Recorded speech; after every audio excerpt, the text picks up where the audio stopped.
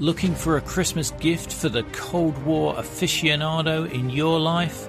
Do check out loads of gift ideas, including our wide range of Cold War themed mugs at our store. Just go to coldwarconversations.com/store for more details or look in your episode notes. Now, back to the episode. One of my uncles was trained at the Lenin School in Moscow. He was in the class of Ho Chi Minh, Joseph Broz Tito, Gus Hall. This is Cold War Conversations. If you're new here, you've come to the right place to listen to first-hand Cold War history accounts. Do make sure you subscribe in your podcast app so that you don't miss out on future episodes. Fred Weir was a third-generation red diaper baby from Toronto and a long-time member of the Canadian Communist Party. His uncle trained at the Lenin School in Moscow in the 1920s as an agent of the Communist International, the Comintern, and he spent many years in the USSR. Fred had visited a few times, had studied Russian history up to graduate level, but never wanted to live there until Mikhail Gorbachev came to power in 1985. The new General Secretary, the party's first to be born after the revolution, talked unlike any communist leader since the original Bolsheviks. Suddenly, there was the electrifying prospect of a socialism powered from below, a system focused on creative human potential rather than crop statistics. Now, I know some of you skip this point, but if you want to continue hearing these Cold War stories, I'm asking listeners to pledge a monthly donation of at least $4, £3 or €3 a month to help keep the podcast on the air, although larger amounts are welcome too. If you donate monthly via Patreon or buy me a coffee, you will get the sought-after Cold War Conversations drinks coaster and bask in the warm glow of knowing that you are helping to preserve Cold War history. Just go to coldwarconversations.com/donate. If a financial contribution is not your cup of tea, then you can still help us by leaving written reviews wherever you listen to us, as well as sharing us on social media. It really helps us get new guests on the show. So, back to today's episode. I'm delighted to welcome Fred Weir to our Cold War conversation. Well, thanks for coming on the podcast, Fred. Really appreciate this. I came across you through one of our listeners. Jeff Tomlinson had emailed me and said, had I spoken to you? And when I dug into your story, I thought, wow, really need to get Fred on the show. So delighted to have you here. It's my pleasure, too. If you could just start off with, can you just tell me about your early life in Canada and, what your parents did? Well, I am what they call a third-generation red diaper baby. I was born into a Communist Party family, like everybody in the family. Uncles, aunts were Moscow line communists, members, of the Communist Party. My grandfather, my father's father, had been one of the original founders of the Communist Party in Canada. One of my uncles, my father's brother, was trained at the Lenin School in Moscow. He was in the class of Ho Chi Minh, Joseph Broz Tito, Gus Hall. 1928, he graduated from there and became, I guess, a full-fledged Comintern agent. He once described himself to me as a Soviet working in Canadian conditions. So at least two other members of my father's family actually worked for the Comintern in Moscow.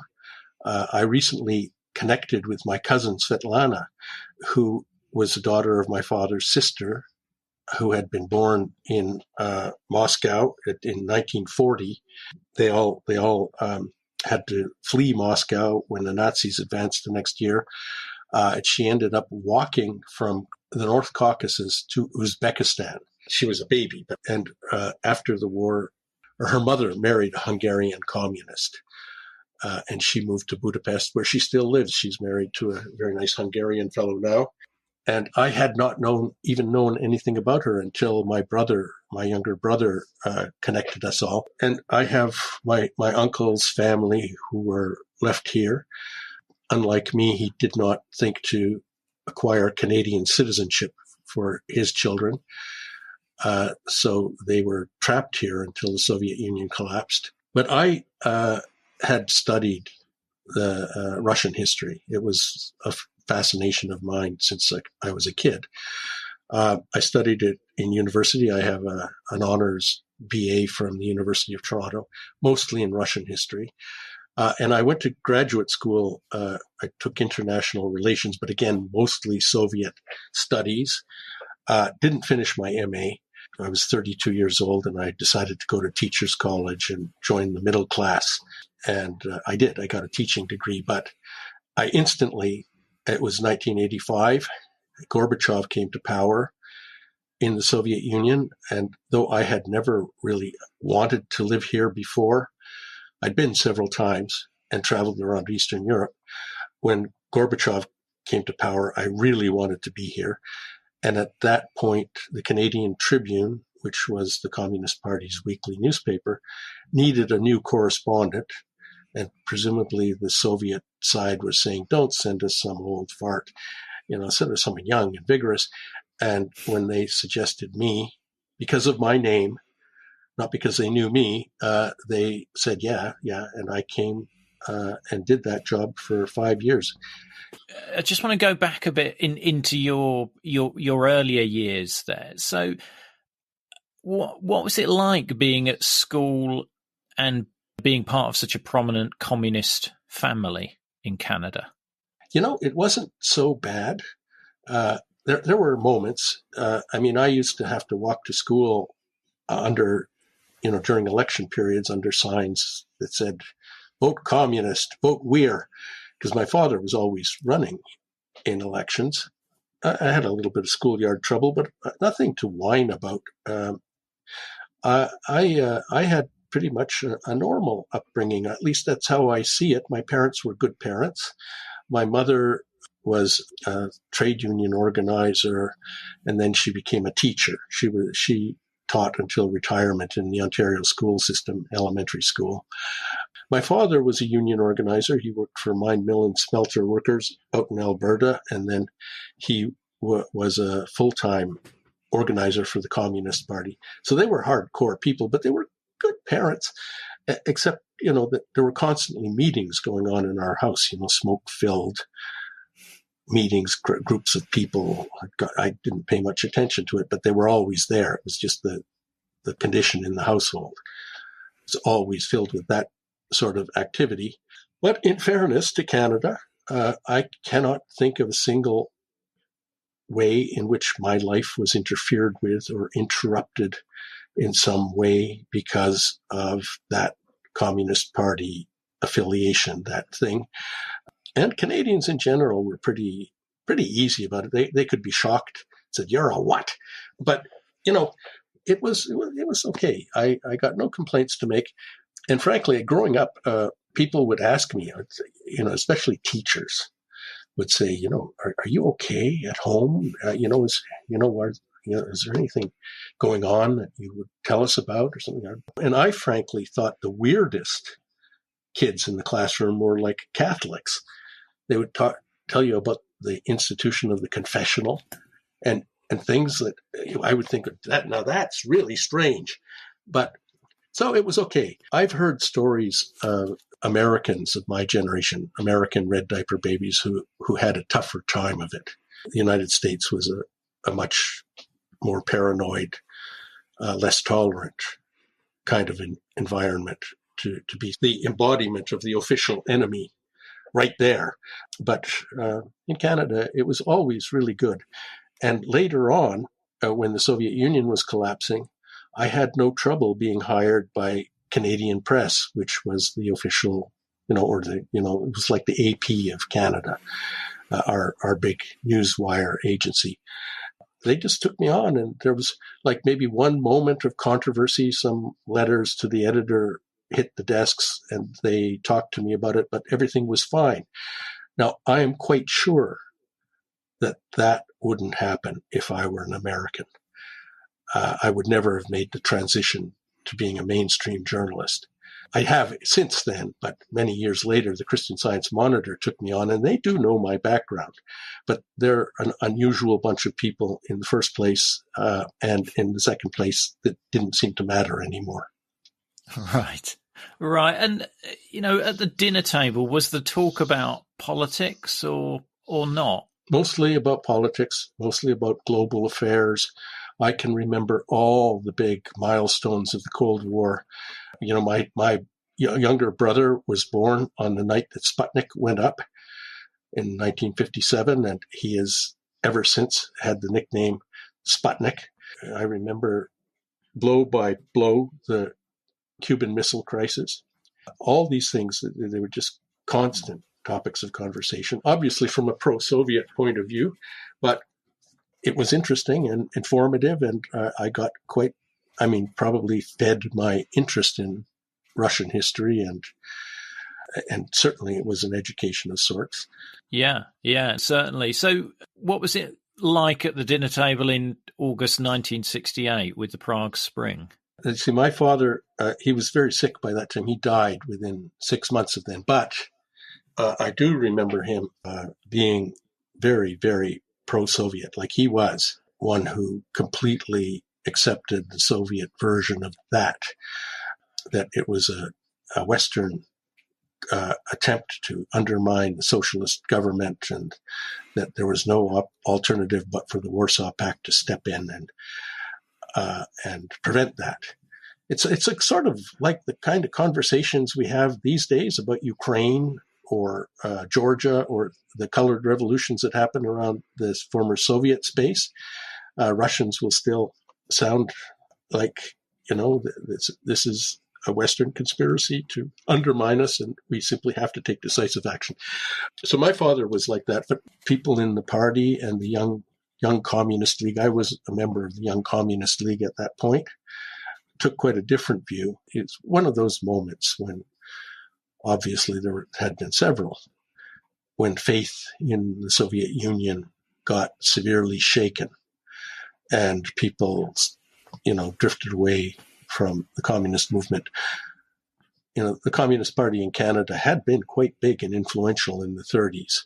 They actually had a member of parliament who later got accused of being spying in the first Cold War trial, but it dwindled. There was, by the 80s, it was really maybe 5,000 to 10,000 people, mostly older diehards. My father was long gone, but my mother remained in the party, and whatever the reincarnation of the party was after the collapse of the Soviet Union, many keepers of the Holy Flame stayed on and still exists. I have some friends who are in it. So it's,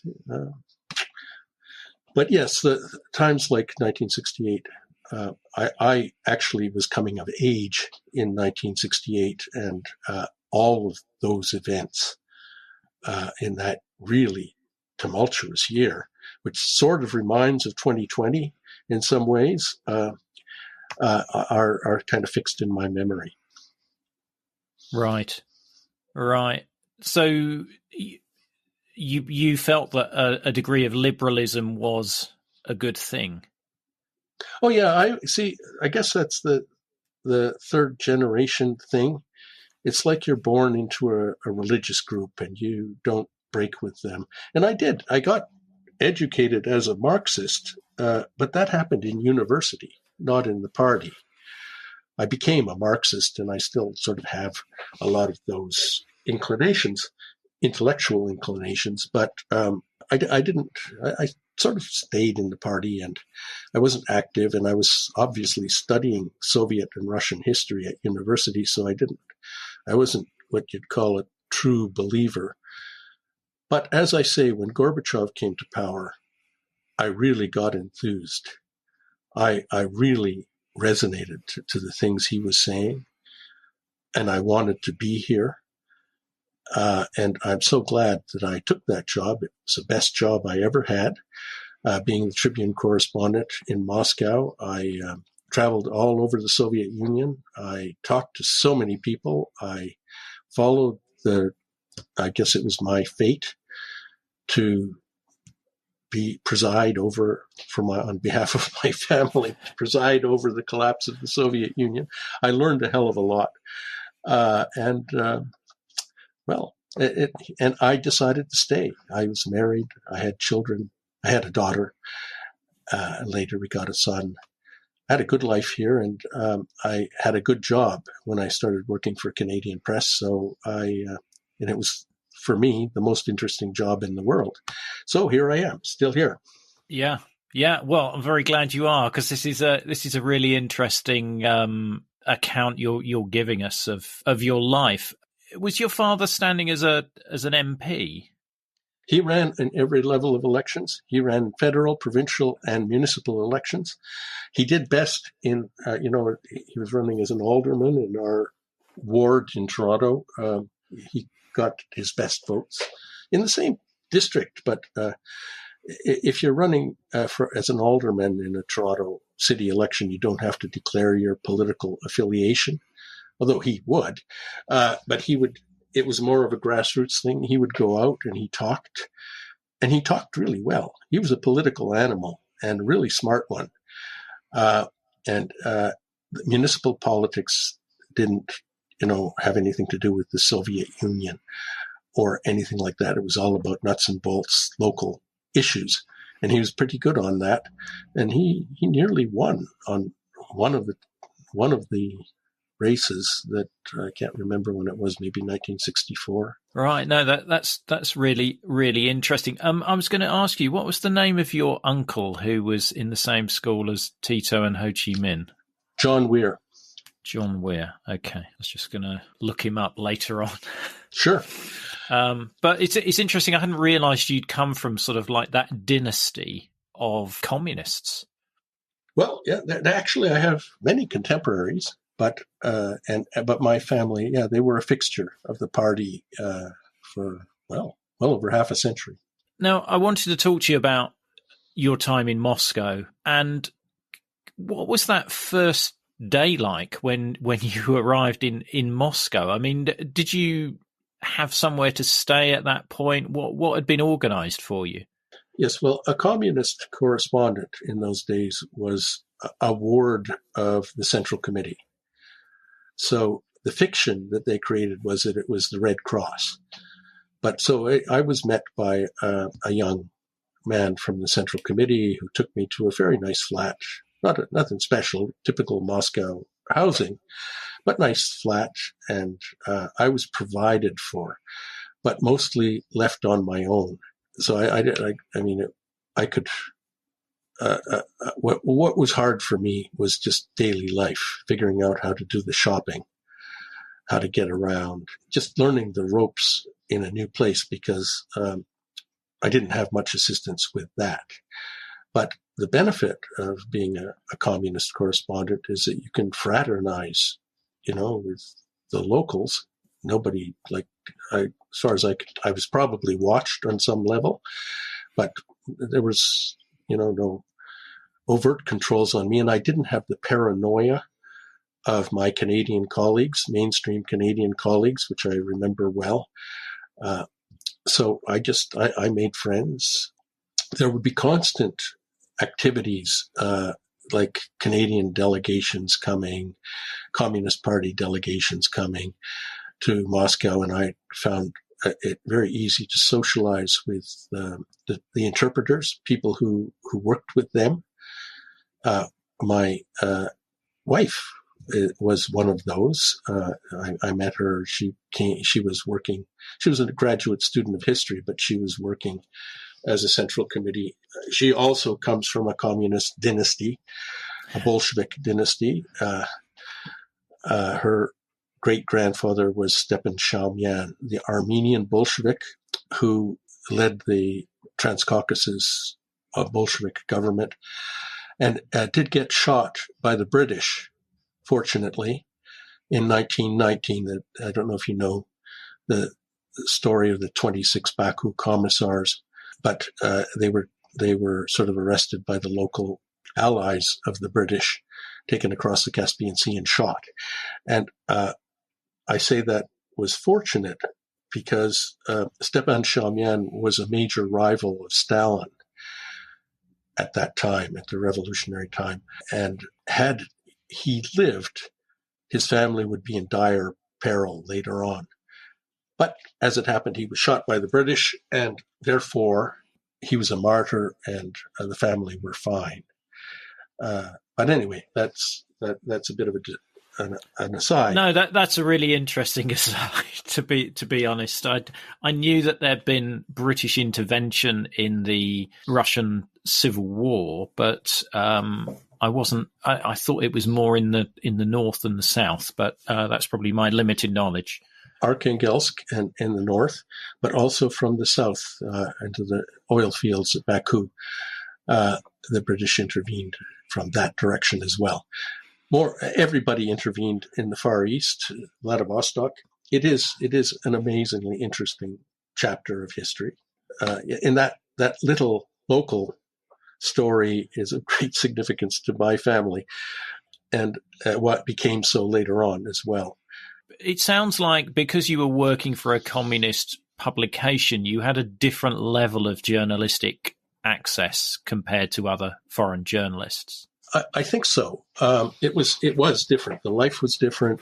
I had, I would say, much more ground level access and easily made a lot of friends. They would be mainly around the circle of the Central Committee or people that I knew, but also I had as I said, a pre-existing family. My uncle's family were here, and I started socializing with them. It became much easier to live what would be a more normal life. I was still learning Russian, but lots of people did speak English or know English. Anyway, I seem to remember that as one of the happiest times in my life. You know, socially, you meet people, sit around a table, drink copious amounts of vodka, and tomorrow didn't matter. It was the Soviet Union, and you can say many different things about it, but except for those people who stepped over lines, life was pretty carefree for most people. They had this attitude that nothing depended on them. So the things you would do is drink all night. You could expound philosophically on almost any subject without fear. This was not like deep Stalin times or anything like that. Even before Glasnost and Perestroika, people were relatively easy about all that.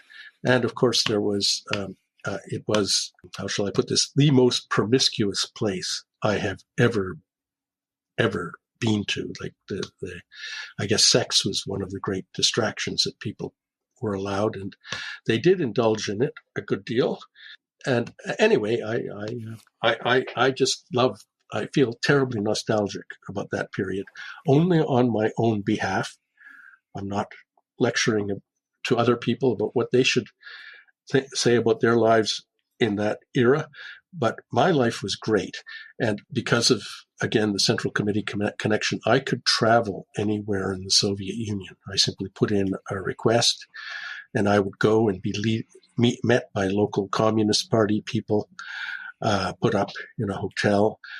I could basically do this, and I did for 5 years, travel somewhere, drink with people, meet people, talk to them, drink some more, come back to Moscow, dry out, and write my story, because it was a weekly newspaper, you know. And so I have to say, too, that some of the best things I ever wrote were for the Canadian Tribune in those days. And it was because in Toronto, in the Communist Party headquarters, they had no idea what was going on in Moscow. They were completely discombobulated by it.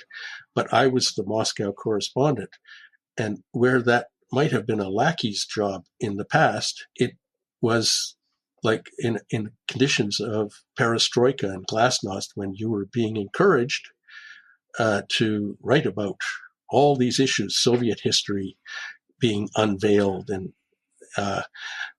the problems of working class, in their factories, and the various forms of national oppression. Any subject was open. You would open Russian newspapers, Soviet newspapers in those days, I'm talking about 87, 88, 89, and the most amazing things would spill out. So if I wrote about the same things, there was nothing they could say in Toronto about it. And I really had a great time. It was, I just feel so nostalgic for that. And what sort of subjects were you covering in those reports? And it sounds like you were covering the impact of Glasnost and Perestroika on the Soviet people. That was a huge story, multi-sided story. And yes, I was doing that. And I was traveling to different places and writing about, I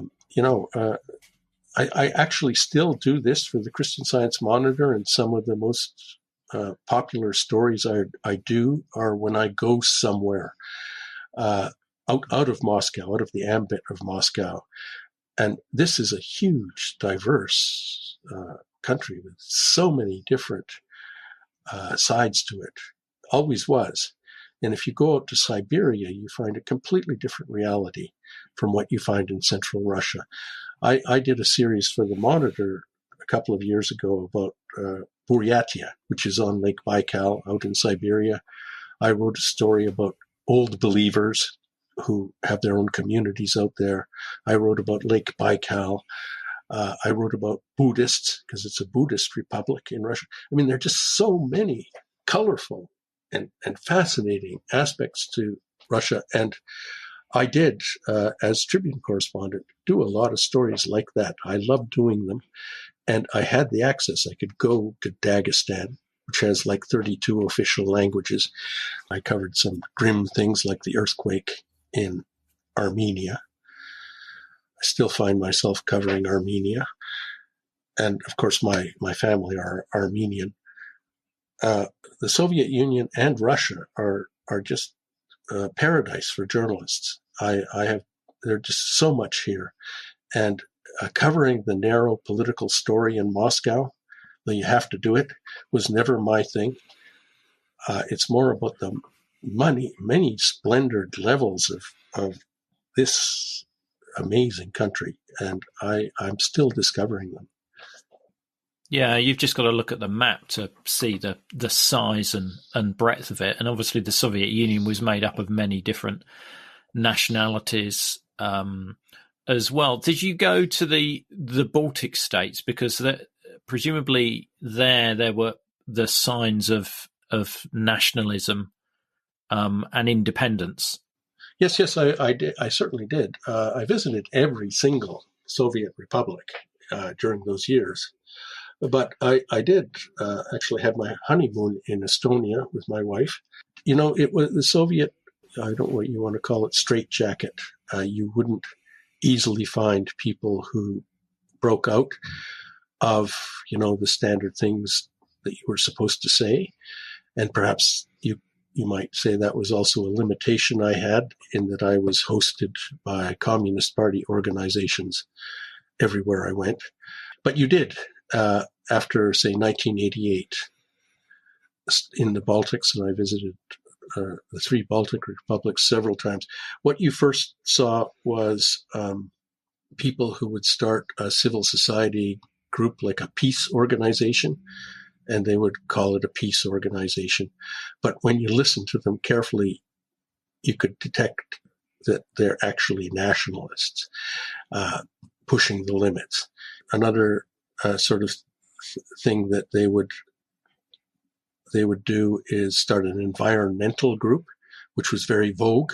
For an example, in Latvia, there was a pulp and paper mill at Jurmala, which was supposedly polluting Soviet-type industry and environment. I covered them. I went there and I covered these enthusiastic environmentalists who wanted to shut it down because it was a threat to the environment.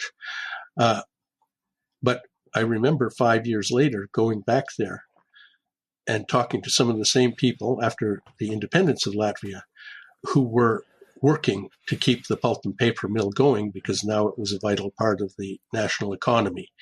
So you see, I saw these changes happening, didn't often recognize what I was looking at, or took me a while to do so. But yes, it was, the change came gradually. People pushed limits. They expanded. It didn't all like burst out into the open all at once. Yeah, yeah. And how did the Communist Party of Canada view the reports that you were sending back and publishing in the Tribune? I can remember, because I traveled back to Canada several times, and I wrote a book in 1990, which I did 2 national tours to promote. They hated what I was doing. At least the leaders. I knew them all personally, old guys and, people like my uncle, Moscow-trained apparatchik types. And they were incredibly disquieted by it. But there was nothing they could say because it was exactly what the leaders of the Soviet Communist Party were saying. And I was reporting on things that were, if anything, my perspective was more broad and not emotional than what you would read in the Soviet media on the same given day. So I can remember only being censored once by the leader of the Communist Party, who he had some objection to something I said, that he said I was overstepping my bounds, something I wrote. But otherwise, the party was divided between people who hated what was happening there, but couldn't say anything about it, or were stifled because that's what was happening in the Soviet Union, and everything that happens in the Soviet Union is supposed to be great. And so many people who were enthused by it, as I was. I wasn't enthused by it, to be frank. I wasn't enthused by the idea that the Soviet Union would collapse. I did not see that coming.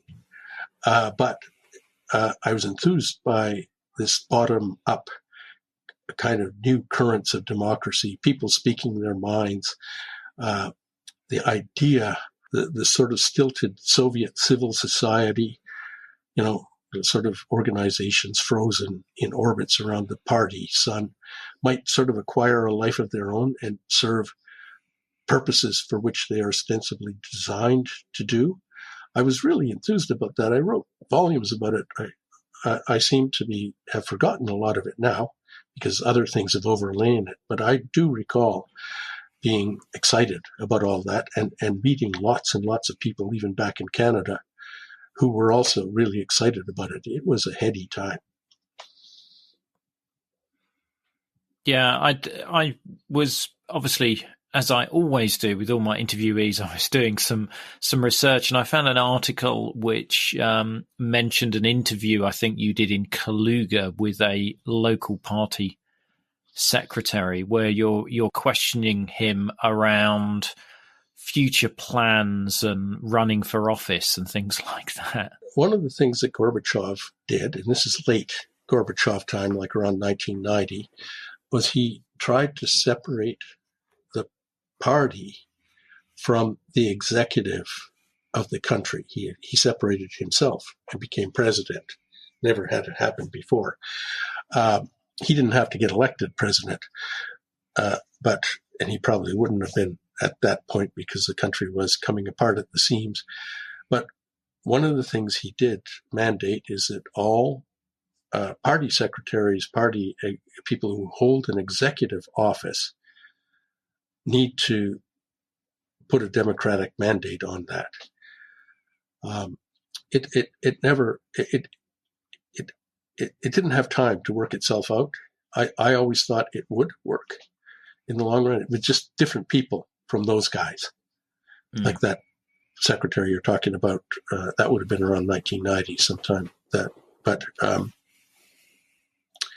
it didn't have a chance, and the country and system imploded, and something new took its place.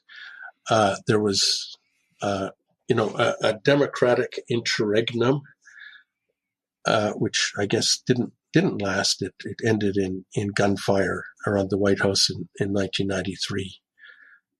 Yeltsin rewrote the Constitution to the one we basically have now, which is a very Kremlin-centric document. It makes the legislature, the legislature was renamed, but it makes it more of a rubber stamp, almost as much of a rubber stamp as the old Supreme Soviet was in Soviet times. So, and the arguments that Yeltsin made at the time, and Putin continues, are that this country is too big, too complicated to have an all-out democracy. It needs strong leadership. And so this is where we are. Yeah. There's an interesting line in that same article, talking about your friend Boris, who was beaten up by Yeltsin's police in '93, and it says that he was speaking nostalgically about his Soviet era incarceration, and even of his KGB interrogator, which he said with whom one could discuss things intelligently. Yeah, well, that's Boris Kagarlitsky, who is still a very good friend of mine. He's an old left-wing fixture here. I mean, if you talk to anybody who's sort of interested in the Russian left, Boris's name will come up, because he's a prolific writer of books and an indefatigable organizer. He's trying to organize independent trade unions all around Russia today. But yeah, he, as a young guy, as a young leftist, he got arrested, I think, in 1982 because he was putting out a samizdat leftist newsletter, socialist in its tone, but with a critical democratic focus. He got arrested and spent, I think, 2 years in prison then. And he does, I mean, he was young. Prison wasn't too onerous, I guess, in those days. But he does speak nostalgically about it. And then in 1993, he was an elected member of the Moscow City Council, for which he recently unsuccessfully ran to become a Duma deputy of. So he's still at it, but he was then deputy of the city Soviet, and he went out to organize on the night of those events, really terrible events, October 3rd to October 4th of 1993. He went out and started trying to organize people to protest non-violently against Yeltsin. And he got arrested and really badly beaten.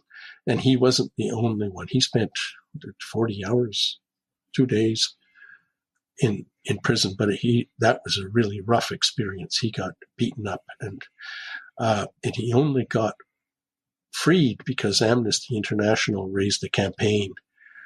And in those days, the Yeltsin government listened to things that were coming from the West, and they let him go, because I don't know what might have happened to him in that difficult time, really, really difficult time. But that was a time when the Gorbachev experiment definitely ended, and the new Russia, the one we live in now, was born. Right. Were you in Moscow when the coup occurred? I was not. I was in the Far East. I was in Khabarovsk when on the first day that the 1991, the August Putsch, they call it, occurred. I was doing one of my big stories about, I was taking the Trans-Siberian, stopping off and doing stories about each place. And in Khabarovsk, I found out about it. people were shocked. And there were absolutely no public activity. Just no, I mean, the only demonstrations that occurred during that 60 hours or whatever it was occurred in Moscow.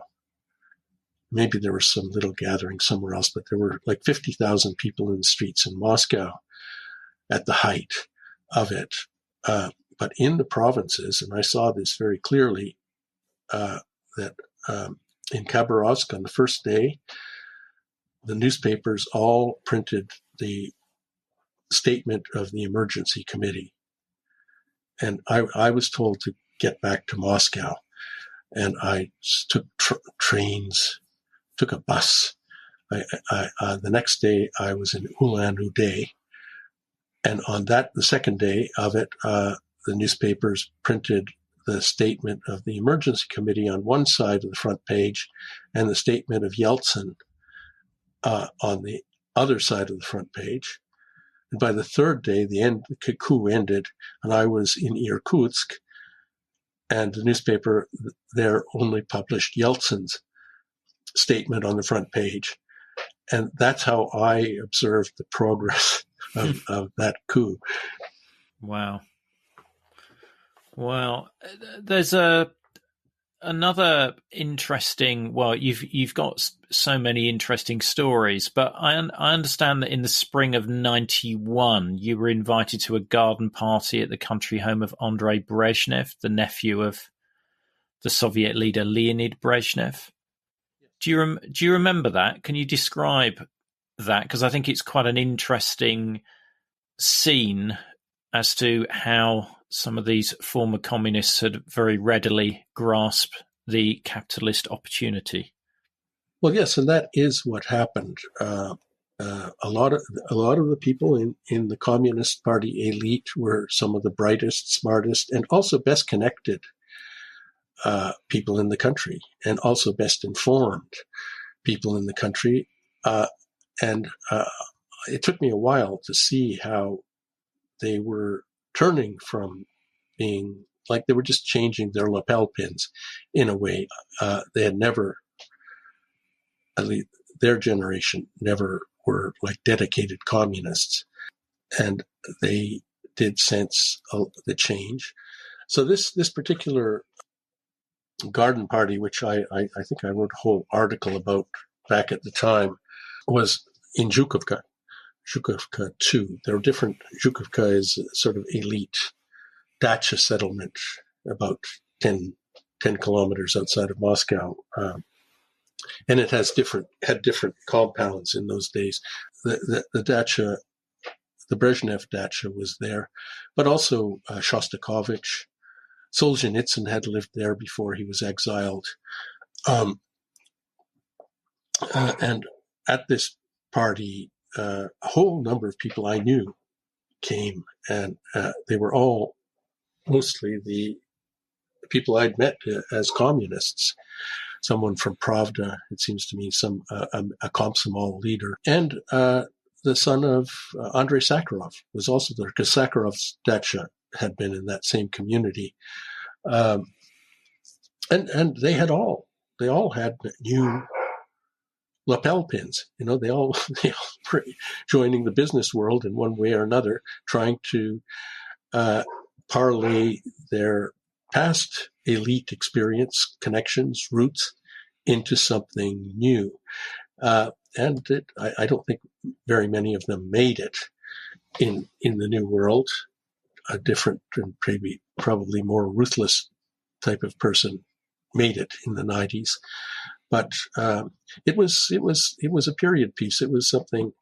I must actually dig up that old article and reread it, because I put a lot of detail into it. Yeah, there's just one paragraph in the article that I found, but it sounded like an intriguing the change of the form of power in the country sort of encapsulated. Yes, without changing the guards changed their stripes. Yeah, it was an interesting thing. I did actually write a whole book about that later on. Co-authored it with a Massachusetts economist. And it's published by Routledge, 2 different editions of it. It's called Revolution from Above. Not a terribly original title, but it encapsulates that view of how the Soviet Union collapsed. And without changing its elite, it changed its ideology.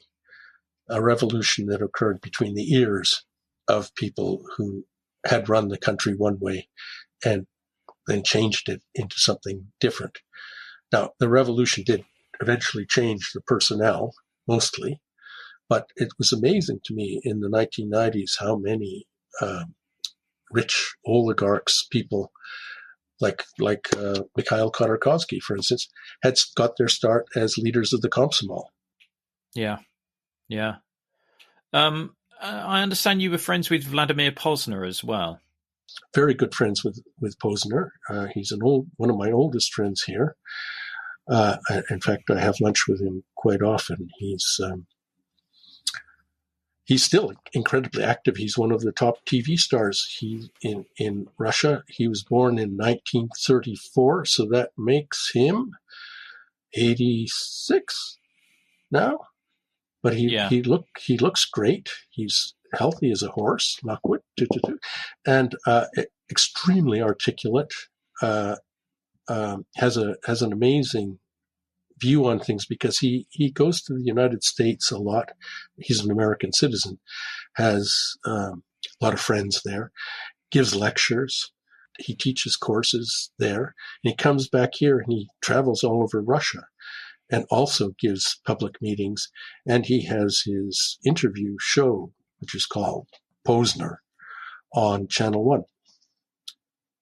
Wow. So he's still, because I remember first coming across him it must have been the 80s when he was doing those satellite link-ups with the US, and he was one of the presenters. Yes, because he speaks perfect English with a New York accent. He grew up in New York, and that was his advantage. But he's also he came to live in the Soviet Union in 1953. He worked in Radio Moscow for a long time. That's where I first met him, around about 1986. I had known of him, but I met him personally there, and we really hit it off because we have a lot in common, background-wise, and in our views of the world still. And then during the later 80s, the Perestroika period, he, partly because of his English, but partly because he's a very innovative guy, he was involved in setting up those bridges, those satellite bridges, and quite a few other things. And so he became a star, a Perestroika star. And then in the 90s, he moved to the United States where he had a talk show with Phil Donahue, who's still, I guess, a good friend of his. So he has this experience, and I think it's a unique experience of having worked in television in both in the United States and Soviet Union and Russia. Yeah, he was sort of like the friendly face of the Soviet Union on Western TV to some degree, certainly in the 80s and early 90s. Yeah, mostly on the issue of peace, which, I mean, that was the big subject anyway, ending the nuclear standoff, the ending the Cold War. It was all good, you know. I mean, he wasn't like defending the crimes of Stalin or anything like that. He was doing things that people remember him well for. Yeah. During your period in Moscow during the Soviet time, or not just Moscow, but what would you say was the most interesting interview that you did during that period prior to 91? Oh, geez. I should have warned you about that question. I'm sorry. One of the guys who rose to the level of head of the trade unions, I'm just blocking on his name, Gennady, was head of the trade unions. Then he became a top guy in the Politburo. He joined the late Gorbachev Politburo. At that time, I interviewed him. He, more or less, in so early 1991, surprised me in that interview by laying out all the objections to Gorbachev within the upper ranks of the party. Yanayev? No. Yanayev. That's it. Yeah, right. Yanayev. Gennady Yanayev. Exactly. That's the guy. That's not me showing off my knowledge. That's just me Googling there. Oh, okay. Yes, because he did become a member of that emergency committee. He was there. If you all those pictures of the guys and his hands are shaking, it's his hands that are shaking. Oh, right. Yeah, now I've got him. Okay, right. So tell me about that interview. No, it just blindsided me because I assumed it was all good. The party was all behind this. I mean, I knew that there was divisions in the party, but I didn't realize at that level, but that there would be bitter and irreconcilable differences with what Gorbachev was doing. And if I had put it together, connected the dots, as I wish I had, I could have predicted the coup that was to come, because it was his mood was that trenchant.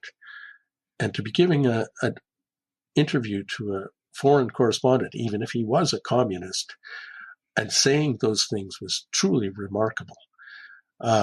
So anyway, yes, I guess as things go, that would be the most interesting moment. Yeah. And what year was that you did that interview? 1991. It would be so spring of 1991. Wow, you could have had an exclusive there. I did have an exclusive, but I didn't understand what I had at that time. And in fairness to me, almost nobody did. Like, it's not as though I were blinkered or blinded and didn't see things. I saw things. I saw the turmoil and the division, and I saw all that. But how shall I put this? The realities of the present, this powerful state, you walk around, you talk to people, life is going on normally. The power structures are there. Everything seems immovable and permanent.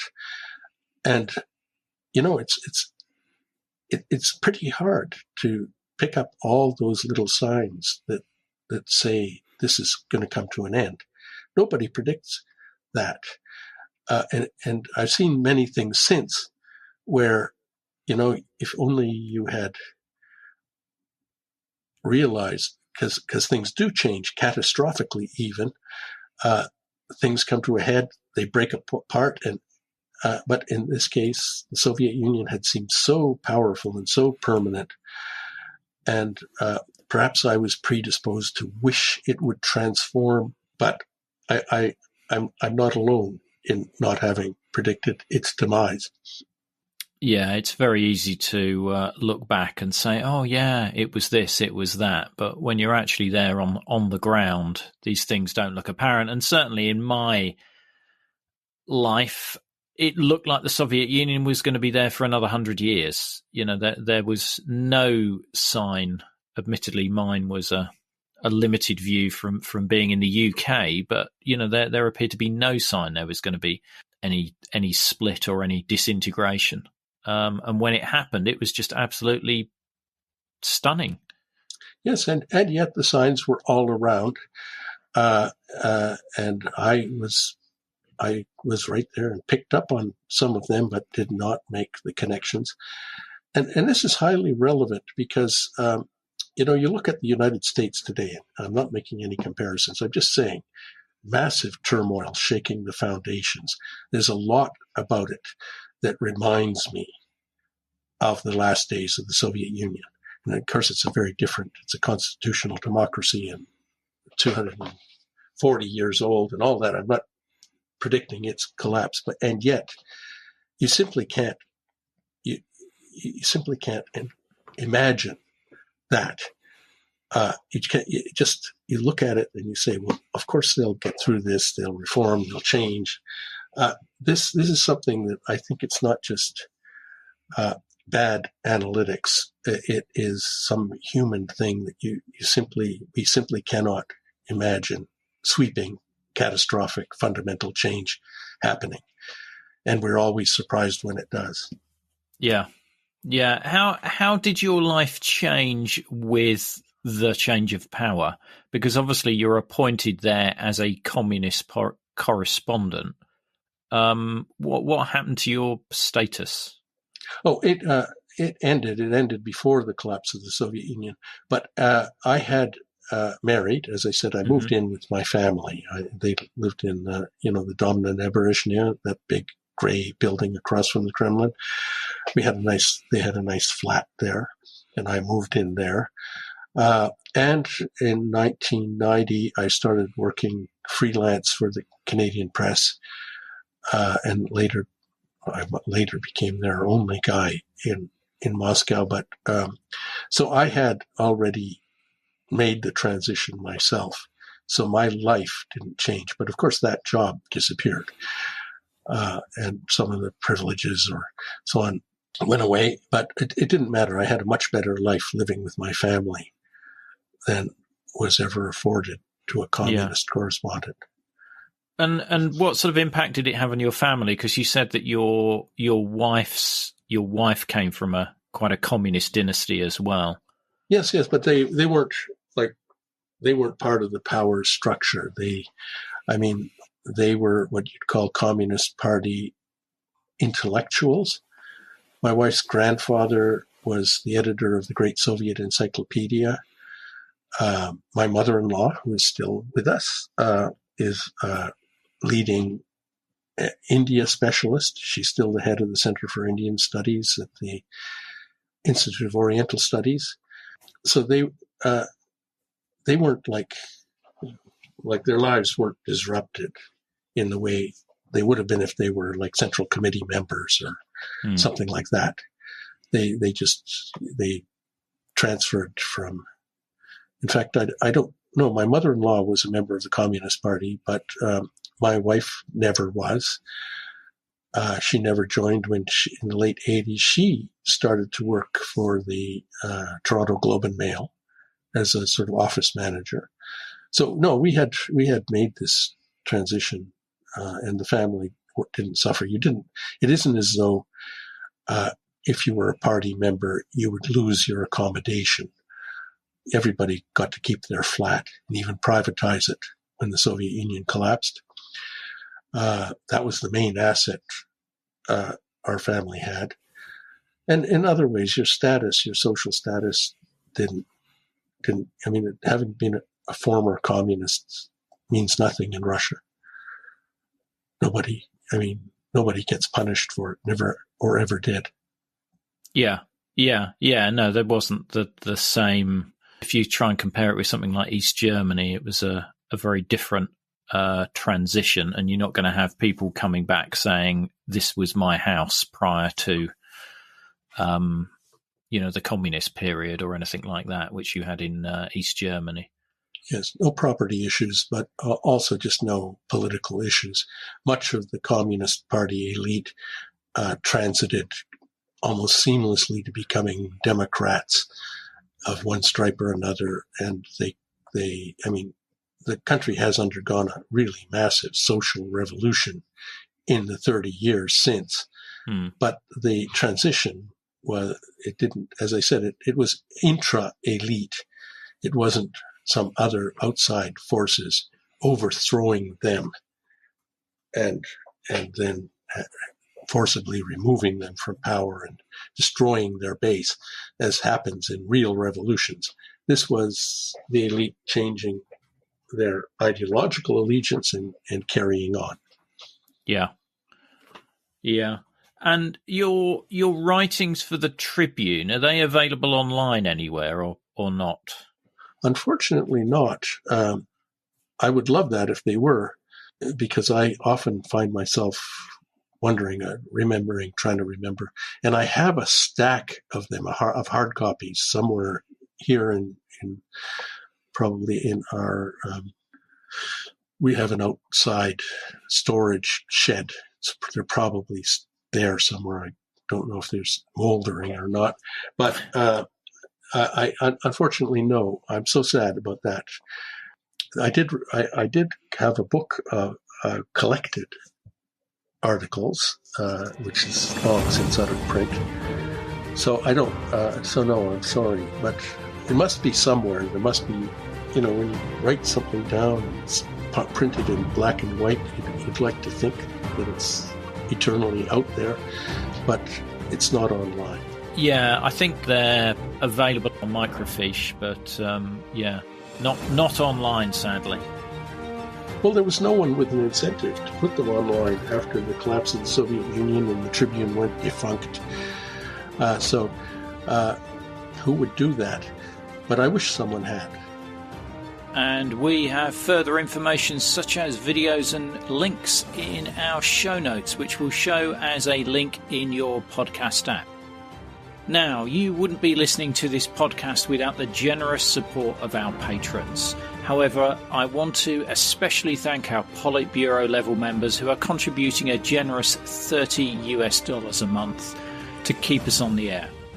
They are Tony Sowards, Sam Hardwick, Nicholas Butter, Jeffrey Jones, Matthew Comstock, Frederick Esposito and Peter Ryan. Don't forget, if you like one of those Cold War Conversations coasters and help support the show, then head over to coldwarconversations.com/donate. If you can't wait for the next episode, please visit our Facebook discussion group where listeners just like you continue the Cold War conversation. Just search for Cold War Conversations in Facebook. Thank you very much for listening. It is really appreciated. Goodbye.